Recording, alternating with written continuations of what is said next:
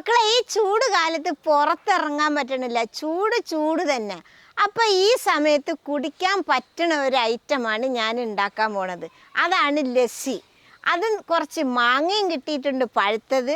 നല്ല പുളിയില്ലാത്ത നല്ല അടിപൊളി തൈരും കുറച്ച് കിട്ടിയിട്ടുണ്ട്. അത് വെച്ച് നമുക്ക് സിമ്പിളായിട്ട് എങ്ങനെയാണ് ലസ്സി ഉണ്ടാക്കാമെന്ന് കാണാം. അതിന് വേണ്ടി ഞാൻ എടുത്തിട്ടുള്ളത് 2 മാങ്ങയാണ് എടുത്തിട്ടുള്ളത്.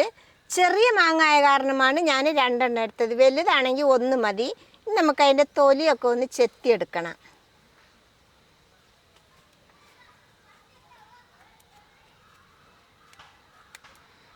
തോലൊക്കെ ചെത്തി നല്ല സൂപ്പറായിട്ടെടുക്കാം. നമ്മുടെ ലസ്സിക്ക് തൊലിയുടെ ആവശ്യമില്ല കേട്ടോ. മാങ്ങ മാത്രം മതി, തൊലി ഇല്ലാത്ത മാങ്ങ. ഇത് കണ്ടില്ലേ മക്കളെ, ഞാനിപ്പോൾ തോലൊക്കെ കളഞ്ഞ് ചെറിയ കഷ്ണങ്ങളാക്കി മുറിച്ച് വെച്ചിട്ടുണ്ട്. ഇതിനെ ഇനി നമുക്കൊരു ജാറിലേക്ക് അങ്ങോട്ട് ഇട്ട് കൊടുക്കാം. ഇനി നമുക്ക് ഈ മാങ്ങേനെ മാത്രം നന്നായിട്ട് അരച്ചു കൊണ്ടുവരാം. ഇത് കണ്ടില്ലേ, ഇതേപോലെ അരച്ചെടുത്തിട്ടുണ്ട്. ഇനി നമുക്കിതിൽ പുളിയില്ലാത്ത 2 കപ്പ് കട്ട തൈര് ഒഴിച്ചു കൊടുക്കാം.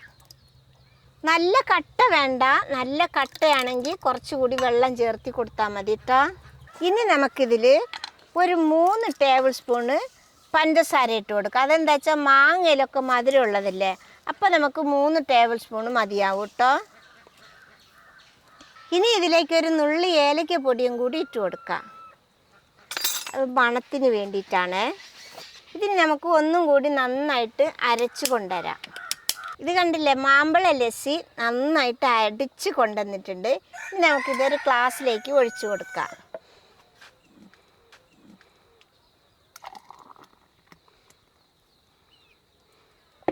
അതിൻ്റെ മേലെ നമുക്ക് ഒരു ഭംഗിക്ക് വേണ്ടിയിട്ട് 2-3 മാങ്ങയുടെ കഷ്ണങ്ങൾ ഇങ്ങനെ ഇട്ട് കൊടുക്കാം.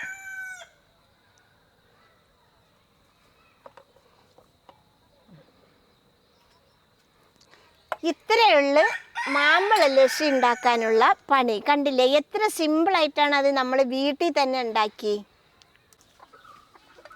അപ്പം നമ്മൾ മാമ്പഴ ലസ്സി ഉണ്ടാക്കി കഴിഞ്ഞ്. അപ്പം എല്ലാവരുടെ വീട്ടിലും മാങ്ങ ഉണ്ടായിക്കോണമെന്നില്ലല്ലോ.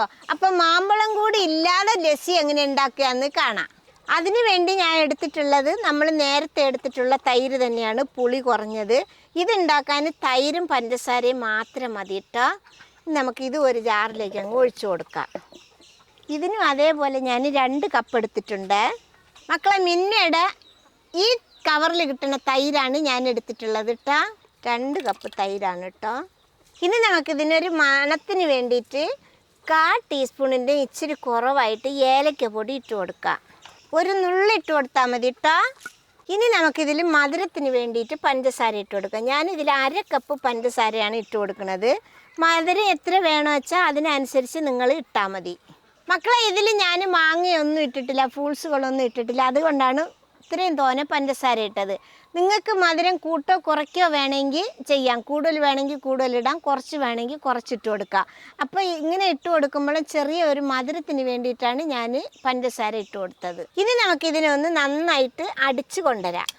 ഇതാ മക്കളെ, ഞാനിപ്പോൾ നന്നായിട്ട് അടിച്ചു കൊണ്ടുവന്നിട്ടുണ്ട്. ഇനി ഇത് നമുക്ക് ഒരു ഗ്ലാസ്സിലേക്ക് ഒഴിച്ചു കൊടുക്കാം.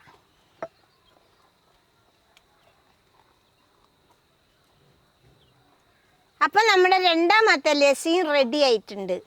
അപ്പം മക്കളെ, നമ്മൾ 2 തരം ലസ്സി ഉണ്ടാക്കിയിട്ടുണ്ട്. ഒന്ന് മാമ്പഴ ലസ്സി, ഒന്ന് തൈരും പഞ്ചസാരയും വെച്ചിട്ട് മാത്രമുള്ള ഒരു ലസ്സി. കണ്ടില്ലേ, നല്ല സിമ്പിളായിട്ട് ഉണ്ടാക്കി.